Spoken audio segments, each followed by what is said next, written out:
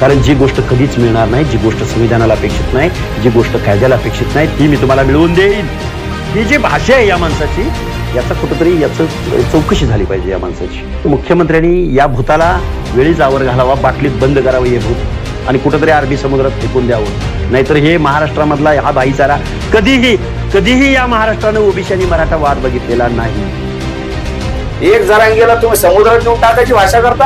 अरे 18 पगड जाती त्यांच्या पाठीशी आहे. मराठ्यांनी मनोज जरांगे पाटलाला समुद्रात नेऊन टाकलं, पण कुठल्या? मग मी चॅलेंज करतो सर्वांना, ज्याच्यात दम आहे त्यांनी यावं आणि मनोज जरांगे पाटील यांना हात लावून दाखवा. त्यांच्या केसालाही धक्का कोणी लावू शकत नाही. धनगर समाजाच्या लातूरच्या उपोषणाला मनोज जरांगे पाटील यांनी भेट द्यायला गेले. तुम्ही गेले का? बीडचं आमरण उपोषण धनगर समाजाचं मनोज जरांगे पाटील यांनी सोडलं. तुम्हाला तुमच्या समाजाने नाकारलेलं आहे. तुम्ही कुणाचं नेतृत्व करायला निघाला आहात? आणि मुंबईला आम्ही येत आहोत. मुंबईला कशासाठी येतो तुम्हाला आता सांगतो. हे आपले आमदार 288 आमदार घेऊन जायचं आणि हे 18 पगड जातीचे त्या हेकण्याला मी सांगतो, डंके की चोट पर आपल्याला 288 मत. मनोज जरांगे पाटील अलादीनचा चिरागे, जेवढं घासताना तेवढे अलादीन त्याच्यातून बाहेर निघणार आहे, तेवढे चीन बाहेर निघणार आहे.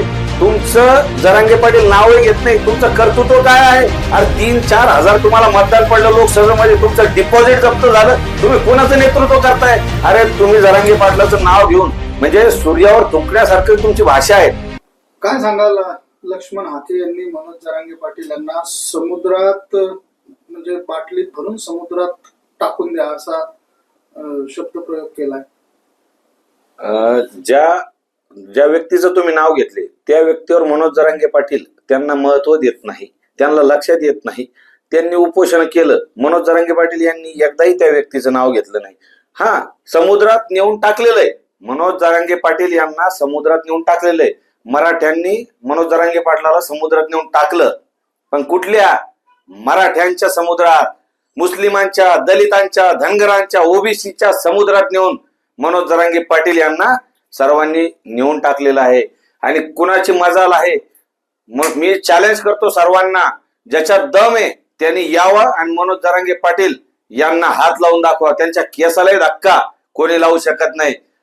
हे मराठा, दलित, धनगर, मुस्लिम, ओबीसी, आम्ही बी ओबीसी ते, आमचा मराठा समाज हा मनोज जरांगे पाटील यांच्या पाठीमागे आहे.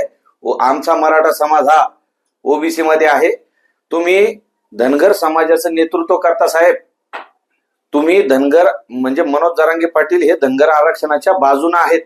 तुम्ही त्यांचं समर्थन करायला पाहिजे होतं. तुम्ही धनगर समाजाचे आहात. धनगर समाजाच्या लातूरच्या उपोषणाला मनोज जरांगे पाटील यांनी भेट द्यायला गेले. तुम्ही गेले का?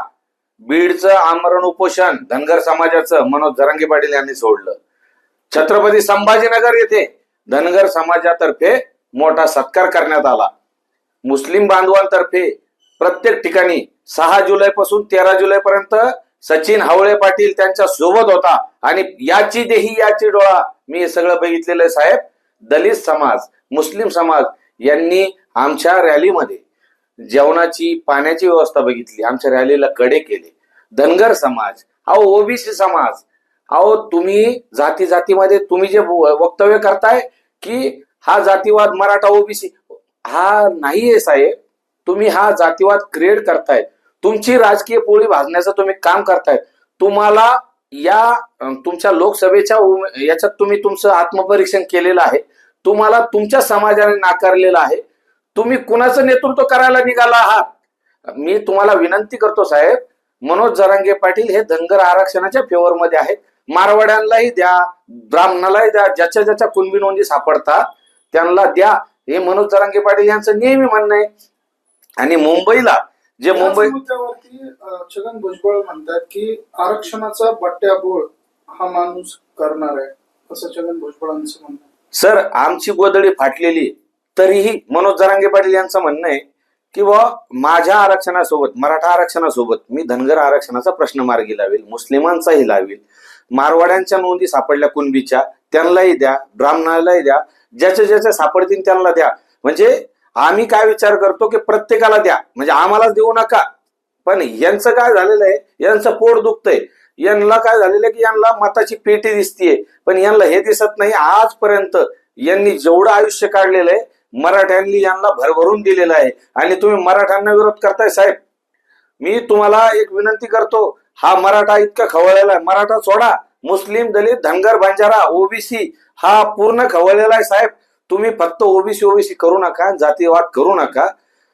आम्ही ग्रामीण लेवलला अत्यंत म्हणजे याने राहतो, म्हणजे सौहार्दाने राहतो, सोबत राहतो, एकत्र राहतो, गुन्ह्या गोविंदाने नांदतो. जातीवाद तुम्ही करताय, उद्या असं नको व्हायला की तुमचेच लोक तुमच्यावर उलटतील आणि म्हणजे तुम्ही म्हणताय जातीवाद होतोय, जातीवाद होत नाही, पण तुम्हालाच गावबंदी हे लोक तुमचे समाज बांधव करतील, कारण तुम्ही जातीमध्ये भांडणं लावण्याचं काम करतायत. आणि मुंबईला आम्ही येत आहोत, मुंबईला कशासाठी येतो तुम्हाला आता सांगतो. मी मनोज जरांगे पाटलांना विनंती करणार आहे की आता दादा मुंबईला जायचं, पहिल्यासारखं जायचं, ट्रक ट्रॅक्टर घेऊन जायचं, म्हशीवर जायचं, जे वाहन भेटल ते, छोटा हत्ती, भोंगे बिंगे घेऊन जायचं.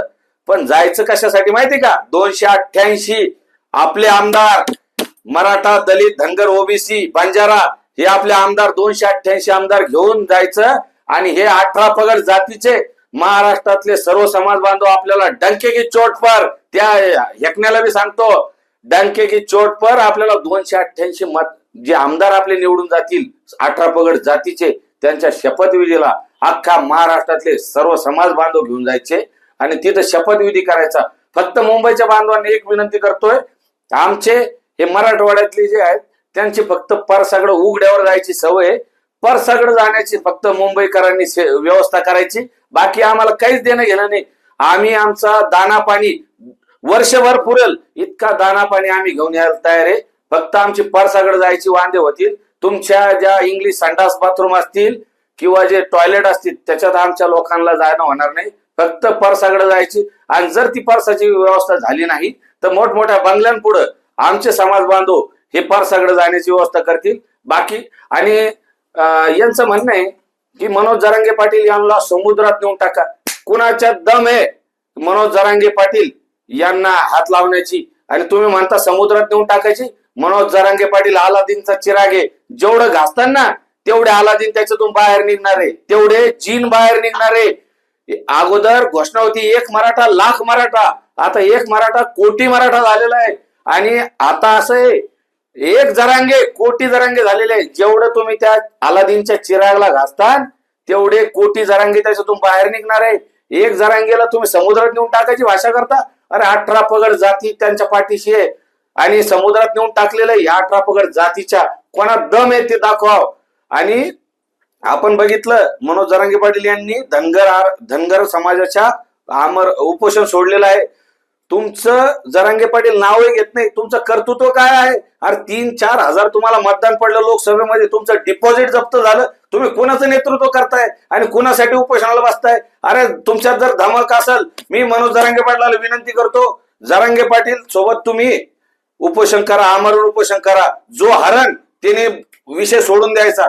मनोज जरांगे पाटलांना 17 दिवसाचं आमरण उपोषण केलेलं आहे आणि तुम्हाला शंका आहे ना मनोज जरांगे पाटलाची? ठीक आहे, तुमच्या बी उपोषणाची भरपूर चर्चा झाली, पण आता तुम्हाला जर आता सध्या जर बघायचं असेल तर मनोज जरांगे पाटील यांच्यासोबत कॉम्पिटिशन करा. 20 तारखेपासून मनोज जरांगे पाटील यांनी डिक्लेअर केलं, काल छत्रपती संभाजीनगरमध्ये मनोज जरांगे पाटील यांनी डिक्लेअर केलेलं आहे, या सरकारनं जर आरक्षण दिलं नाही तर 20 तारखेपासून ते आमरण उपोषण करतायत. तुम्हाला open challenge, open Manoj Jarange पाटला सोबत 20 जुलैपासून आमरण उपोषणाला एका स्टेजवर 2 जण बसा, बघू जे हरण त्याने आमरण उपोषणाचा विषय सोडा. तुमचं नावही घेत नाही ते व्यक्ती, तुमचं नावही घेत नाही. अरे तुम्ही जरांगे पाटलाचं नाव घेऊन म्हणजे सूर्यावर थुंकण्यासारखी तुमची भाषा आहे. तुमचं काहीच महत्व नाही. धनगर समाज तुमच्या विरोधात गेलेला आहे, ओबीसी समाज तर तुमच्या पाठीशी आहेच नाही. ज्या गाड्या तुम्ही आणल्या त्या सगळ्या रोजाना गाड्या आणलेल्या आहेत. आमच्या गाड्या बघा, आमच्या गाड्यांमध्ये स्वतःचं पेट्रोल, स्वतःची घरची चटणी भाकरी घेऊन समाज बांधव आलेले. तुमच्या ज्या रॅल्या निघाल्या तेवढे आमच्या फक्त बैठका होत्या गावातल्या, त्याच्यामुळं तुम्ही आमच्या सोबत हे करू नका. प्रत्येक ठिकाणी तुम्ही कॉम्पिटिशन करत आलेले आहात. तुम्ही आमचीच सगळे आंदोलन कॉपी करताय, आमरण उपोषण आमचंच कॉपी करताय. आता आम्ही मुंबईची घोषणा केली, तुम्ही म्हणताय मुंबई आम्ही जाम करू. ठीक आहे, तुम्ही करून दाखवा मुंबई जाम. असं करू नका. जातीमध्ये तुम्ही वाद निर्माण करताय. मनोज जरांगे पाटील हे जेव्हा या चळवळीत आले त्यावेळेला ते एका राजकीय पक्षाचे काम करत होते, त्यावेळेला त्या पक्षाची सरकार होतं. मनोज जरांगे पाटील त्यांचं पद सोडून दिलं, कारण तिथं आपल्या शब्दाला महत्व नाही. तर राजकारणाला ते कधीच जाणार नाही, राजकारणामध्ये ते कधीच येणार नाही, हे तुम्हाला स्पष्टपणे सांगतो. आणि अजूनही त्यांची भूमिका अशी आहे, आम्हाला राजकारणात देणं घेणं नाही, तुमचं राजकारण तुम्हाला लक लाभो. आमच्या पूर्ण पिढ्या या राजकारणामुळे बरबाद झाल्या.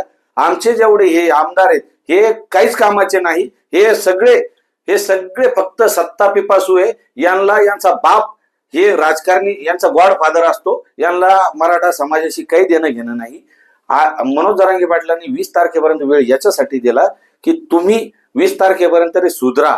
आणि हे जे मराठवाड्यामध्ये तुम्ही आग्यामोळ बघितलेलं आहे, हिंगोली, परभणी, नांदेड, धाराशिव, बीड, जालना, छत्रपती संभाजीनगर मध्ये तुम्ही बघितलं.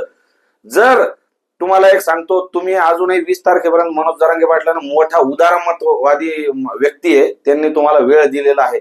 20 तारखेपर्यंत तुम्ही बघा, नाही तर 288 मतदारसंघामध्ये मराठा, दलित, धनगर, मुस्लिम, ओबीसी आणि बंजारा. ओबीसी का म्हणतो माहिती का?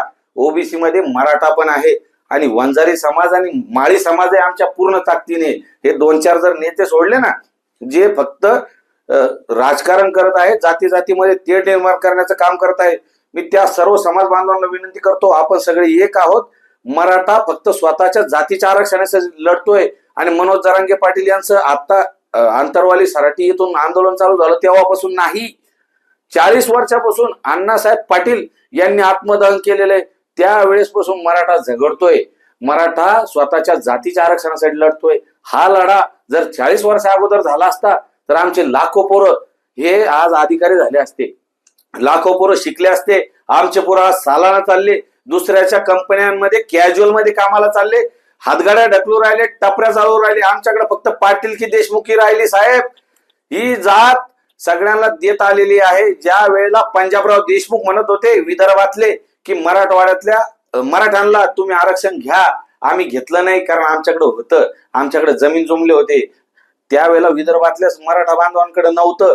पण आमच्या बापदाद्याने सांगितलं की ज्यांना गरज आहे त्यांना द्या, आणि त्यावेळी ह्या समाजाला दिलेलं आहे. म्हणून आज हे जे 18 पगड जातीच्या आमच्या पाठीशी उभे आहे ना, याचं कारणच हे की यांचं म्हणणं आहे की यांनी आपल्याला देण्याचं काम केलेलं आहे. आज आपल्या मोठ्या भावावर अडचण आलेली आहे आणि म्हणून हे आपल्या पाठीशी उभे. तुम्ही राजकारण करू नका. तुम्ही जे काय 2-4 जण राजकारण करताय हे तुम्हाला इतकं उलट पाडतील, तुम्हाला 1000 बी मतदान भेटणं मुश्किल होणार आहे. तुम्हाला बूथ प्रमुख भेटणार नाही, तुम्हाला प्रचार करणारे माणसं भेटणार नाही. तुम्ही एकदा त्याची चाचपणी करा. तुम्ही मनोज जरांगे पाटील यांच्या नादी लागू नका.